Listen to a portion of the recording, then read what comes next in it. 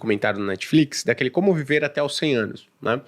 E é um cara, basicamente um autor americano, que é o Dan, esqueci o sobrenome dele, mas ele quer ver quais as regiões do planeta em que as pessoas vivem mais, né? Tem expectativa de vida muito maior. E aí ele chega lá em Okinawa, que é um arquipélago de ilhas no sul do Japão e tudo mais, e que a galera...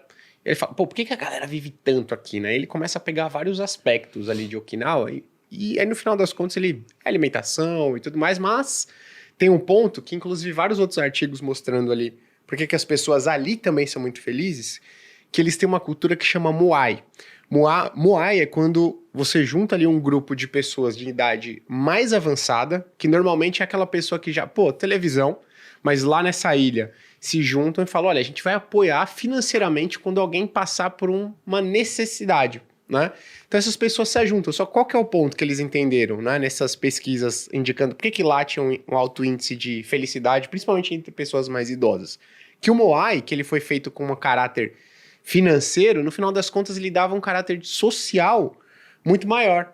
Ele fazia com que as pessoas se reunissem semanalmente, então, tipo, conversavam, praticavam algum tipo de esporte, né, de baixa intensidade física, mas que mantinha o nível social de pessoas em idade avançada elevado e que mantinha o nível de felicidade. Tem um senso de comunidade, né? Exatamente, alto pra galera. Eu só falei que é importante isso também, porque Não, é muito. lidar com as pessoas assim também, eu particularmente priorizo muito assim essa relação com família, com amigos, Claro. Isso também ali tá num ponto muito alto ali nas minhas prioridades.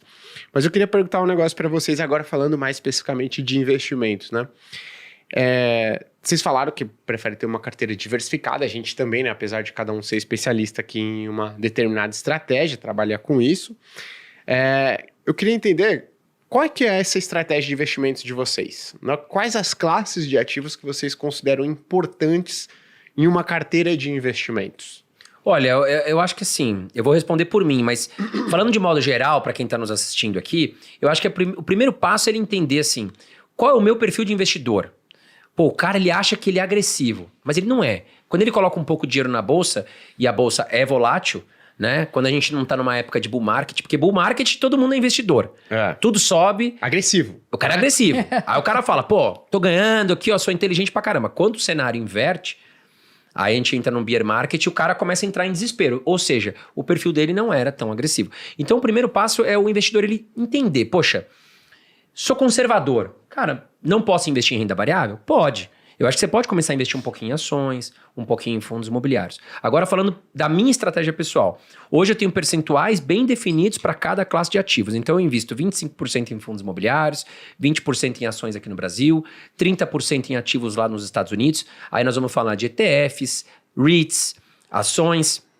20% eu tenho aqui em renda fixa, inclusive minha própria reserva de emergência. E eu tenho mais um outro percentual ali dividido um pouquinho em ouro, um pouquinho em moedas digitais.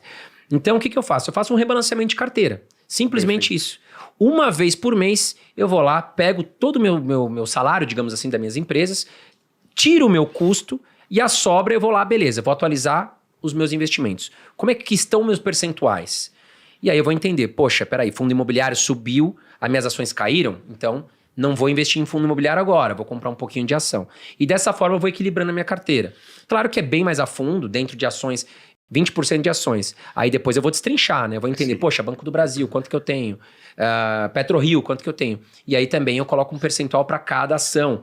Coloco um percentual para cada fundo imobiliário. Então, minha carteira ela é bem diversificada. Dentro de ações eu tenho uma boa diversificação, dentro de fundos imobiliários eu tenho fundo de papel, fundo de tijolo, renda fixa eu tenho produto pós, tenho produto pré, tenho produto IPCA. Então, minha carteira ela é totalmente diversificada, justamente para que eu possa dormir bem e ter um equilíbrio emocional e financeiro. Então, se a Bolsa Brasileira aqui ela despencar, eu não estou preocupado. Primeiro, porque eu vou ter caixa para comprar mais ativos. E segundo, que eu sei que os meus investimentos nos Estados Unidos vão estar segurando a minha carteira. Ah, mas caiu tudo. Não, beleza. Mas se caiu tudo, o dólar subiu. E aí eu vou estar equilibrando o meu patrimônio. Então, é basicamente isso. Então, o que pode acontecer a maior crise agora no mundo que eu vou estar protegido. É legal. E é importante até ressaltar, porque às vezes as pessoas falam assim, mas esse tipo de estratégia é o cara que tá nem aí com o patrimônio dele, ou o André já tem tanto dinheiro que, cara, se cair 50%, ele não tá nem aí. E é engraçado, né? Porque parece uma estratégia despreocupada, mas é porque ela é muito eficiente, pessoal. Então tem vários estudos, né? O primeiro foi da BHP, lá na década de 80, mostrando que você ter uma boa diversificação e ter percentuais bem definidos para as classes de ativos é que vai gerar o maior retorno para sua carteira de investimentos ao longo do tempo.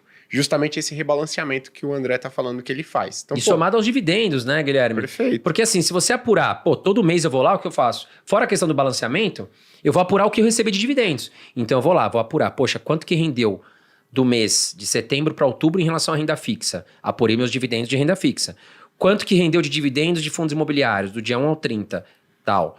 De ações, quanto que me rendeu a média dos meus últimos 12 meses. Eu não aplico por mês. Eu pego a média dos últimos 12. Porque tem mês que ações é diferente de fundos imobiliários. Tem mês que você recebe muito dividendo de ação, tem mês que você recebe pouco. Fundo imobiliário, não. É muito perene ali, né? Muito próximo.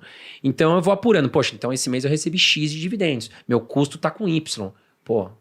E aí eu vou atuando. Conforme meus dividendos vão subindo, meu patrimônio vai subindo, eu vou aumentando os meus custos. Aí eu vou me dando maior luxo. Hoje eu moro num apartamento maior do que eu morava um ano atrás. Se eu quiser comprar um carro melhor. Então, tudo isso vai estar planejado dentro do que eu estou recebendo de dividendos. Legal. Basicamente é isso. E a diversificação da minha carteira. Boa. Aí, antes de passar para Carol, né? Só falando que teve esse estudo da BHP, mostrando que essa... Desculpa te interromper. Não, imagina, que isso. É bom que a gente faz essas, né? Insere aí para complementar o raciocínio. E aí a Vanguard, que é uma das maiores gestoras de investimento do mundo, refez esse estudo agora em 2010. Acho que depois de 2010... chegou à mesma conclusão. Você ter percentuais bem definidos para as diferentes classes de ativos é o mais importante para o seu retorno ao longo do tempo. E você seguir eles, fazer esse rebalanceamento ao longo do tempo. E aí a gente teve até o acesso a um estudo da Ambima, que ele não é público, mas como a gente tem pessoas que trabalharam na Ambima... As fontes secretas, a gente tem né? pessoas que trabalharam na Ambima e fizeram um estudo.